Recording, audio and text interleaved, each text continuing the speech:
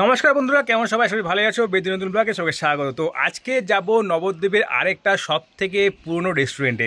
তো রেস্টুরেন্ট এই কারণে বলছি কারণ এখন রেস্টুরেন্ট নামটা প্রায় উঠে গেছে বললেই চলে, বাট সেই দোকানটা বা সেই রেস্টুরেন্টটা এখন রেস্টুরেন্ট নামে পরিচিত, বাট সেখানে এখন বর্তমানে মিষ্টির যাবতীয় জিনিস বিক্রি হয়।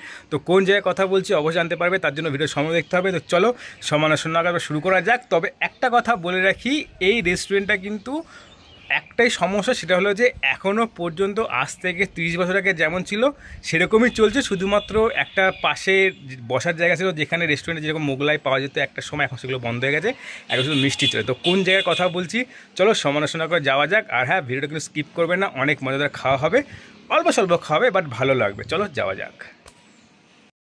তো আজকে আমি চলে গিয়েছিলাম নবদ্বীপের সব থেকে পুরনো রেস্টুরেন্ট শিবুসেনের রেস্টুরেন্টে। তো নাম সেন রেস্টুরেন্ট হলেও শিবুসেনের রেস্টুরেন্ট নামে এটা কিন্তু নবদ্বীপের সবাই চেনে। তো আজ এখানে চলে গিয়েছি কিছু খাবার খেয়ে। তবে একটা কথা ঢোকার আগে বলে দিই, এখানে কিন্তু মিষ্টি কিন্তু খেতে বেশ সুন্দর লাগে, আর শিবুসেনের নাম কিন্তু সব থেকে বেশ পরিচিত। তবে এইখানে সিঙ্গারা আর কচুরি সব থেকে বেশি ফেভারিট। তো চলে গিয়েছিলাম কচুরি খেতে। তবে একটা কথা বলে দিই, এইখানে সব দেখতে পাচ্ছ দাম লেখা আছে, আর কচুরির দাম কিন্তু এখানে 10 টাকা করে পার পিস। তবে সব থেকে বড় ব্যাপার হলো, আর ইনি হলো শিবু সেন, যার খবর বেরিয়েছিল সেটা কিন্তু এখানে বাদিয়ে রাখা হয়েছে। তো যাই হোক, এবার মেন কথায় আসি, সেটা হলো যে এইখানে কিন্তু মানে মেন সিঙ্গারা আর হচ্ছে কচুরিটা খুব ফেমাস। তবে সব থেকে দুঃখের বিষয় এটাই যে সন্ধ্যের সময় কচুরি করার সঙ্গে সঙ্গে এবং সিঙ্গারা করার সঙ্গে সঙ্গে শেষ হয়ে যায়। কারণ এখনও পর্যন্ত আমি গিয়ে চেষ্টা করলাম সিঙ্গারা খাওয়ার এবং কচুরি খাওয়ার, তো গিয়েছিলাম সিঙ্গারা শেষ হয়ে গেছে এবং কচুরি রয়েছে আর মাত্র 2 পিস। তো যাই হোক, সেই 2 পিস নিয়ে আজকে আমাদের এই ভিডিও।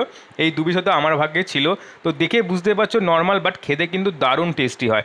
আর একদম নিরামিষ খিচুড়ি, শুধুমাত্র টেস্টটা না খেলে বুঝতে পারবেন যে কত সুন্দর খেতে এই কচুরি লাগে। আর যেটা আগেই বললাম, সন্ধ্যে থেকে এই কচুরি ভাজা হয়। যদি এইখানকার কচুরি টেস্ট করতে হয় তাহলে আমি বলবো এইখানকার কচুরি টেস্ট করতে হলে অবশ্যই 5টা থেকে 6:30টার মধ্যে এখানে পৌঁছে যাবে। কারণ 5টার সময় গিয়ে শুনতে পারো যে এখানে কচুরি এখনও হয়নি, বাট একবার যদি হয়ে যায় কখন নিমেষে শেষ হয়ে যাবে বুঝতেও পারবে না। কারণ আমি গিয়েছিলাম কিন্তু এখানে সন্ধ্যে 7টার সময়, আর সেখানে গিয়েছিলাম লাস্ট এই 2 পিস কচুরি পড়ে রয়েছে। এটা তো শুধু আমাদের জন্যই ছিল হয়তো। তো যাই হোক, কচুরিটা দেখে বুঝতে পারছো যেমন সফট সেরকমই কিন্তু খেতে বেশ টেস্টি, আর ভেতরে কিন্তু পুরটাও কিন্তু খুব সুন্দর লাগে খেতে। তো সকালে আর সন্ধ্যেবেলায় এই কচুরি ভাজা হয় এবং সকালে পরোটাও করা হয় এখানে। তো অবশ্যই কিন্তু নবদ্বীপে ঘুরতে আসলে কিন্তু শিবু সেনের রেস্টুরেন্টের এই কচুরি কিন্তু একবার ট্রাই করে দেখতে পারো, মন্দ হবে না। তবে হ্যাঁ, এই কচুরি ছাড়াও কিন্তু এখানে আরও অনেক কিছু পাওয়া যায় যেগুলো কিন্তু খুব ভালো লাগে। তবে একটা কথা যোগ করে দিই, সেটা হলো যে শীতকালের গজা, মানে যেটা খেজুরের গজা বলি, সেই গজা আর এই 12 মাসের কচুরি, মানে যদি ভাগ্যে থাকে তবেই পাবে, না হলে কিন্তু এই কচুরি পাওয়া খুবই, আর এই গজা পাওয়া খুবই মুশকিল। কারণ সন্ধেবেলায় এই গজা শীতকালে নিতে গিয়ে বহুবার ফেরত আসতে হয়েছে আমাকে, কারণ শেষ হয়ে গেছে। তবে এখানে এত তাড়াতাড়ি কীভাবে শেষ হয়েছে সেটা এখনও আমার কাছে রহস্য। তো যাই হোক, আলটিমেটলি আমি নিয়ে নিলাম রসমালাই। আর এখানকার রসমালাইটা কিন্তু দুর্দান্ত খেতে। অন্যান্য জায়গায় রসমালাই খেয়ে তবে কিন্তু এখানে রসমালাই খেতে আসো, তবে কিন্তু বুঝতে পারবে যে আসল রসমালাইয়ের টেস্ট কাকে বলে। আর এখানকার রসমালাইটা সত্যি কথা বলতে দুর্ধর্ষ লাগে। 100 গ্রাম নিয়েছিলাম, মাত্র 25 টাকা নিয়েছিল। তো অবশ্যই তোমরা কিন্তু এখানে টেস্ট করতে পারো এই রসমালাই। আমি বলছি নিজে খেয়ে এবং বইয়ের টেস্ট থেকেও বুঝতে পারছো মুখ থেকে যে কীরকম খেতে। তো এইটা কিন্তু একদম মন্দ হবে না, নবদ্বীপে এসে শিবুসেনের রেস্টুরেন্টে একটুখানি কাটিয়ে যাও। তবে হ্যাঁ, একটা কথা বলে রাখি, এই রেস্টুরেন্টের সবথেকে বড় একটা যেটা আমার মনে হয় সমস্যা, সেটা হলো যে এই রেস্টুরেন্টটা গত 20 বছর ধরে একদম সেম টু সেম রয়েছে, কোনো রকম নতুনভাবে ডেকোরেশন করা হয়নি। সেটা কেন করা হয়নি, কী জন্য করা হয়নি, সেই ব্যাপারে আমার কোনো আইডিয়া নেই। তবে হ্যাঁ, এই রেস্টুরেন্টটা কিন্তু সেই পুরনো ঐতিহ্যই বয়ে চলেছে। তবে হ্যাঁ, আজ থেকে গোটা 25 বছর আগে এসে এর পাশে একটা রেস্টুরেন্ট ছিল যেটা আপাতত বন্ধ হয়ে গেছে।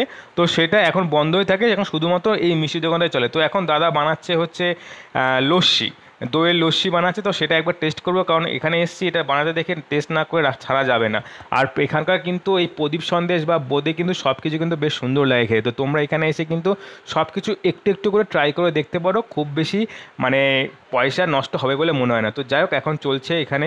আর এইখানে কিন্তু আমি ভেবেছিলাম যে আসলে সিঙ্গাড়া ট্রাই করতে পারো, বাট কিছু করার নেই, ভাগ্যের ছিল না, সিঙ্গাড়াটা ট্রাই করার হলো না। সিঙ্গাড়া খেতে পারলাম না তো কী হয়েছে, এই গরমে দই লস্যি খাওয়া যেতে পারে। তো চটপট নিয়ে নিলাম এই দই লস্যি, দেখে বুঝতে পারছো কীরকম ঘন, আর এইখানকার দইতেই তৈরি হয়েছে। তবে হ্যাঁ, সত্যি কথা বলতে একদম পিওর খাঁটি দই। তবে সত্যি বলে টেস্টটা আমার একটু এভারেজ লাগলো। তো বাকি আজকে এই পর্যন্ত, দেখা হয় পরের ভিডিওতে। Tata, bye bye.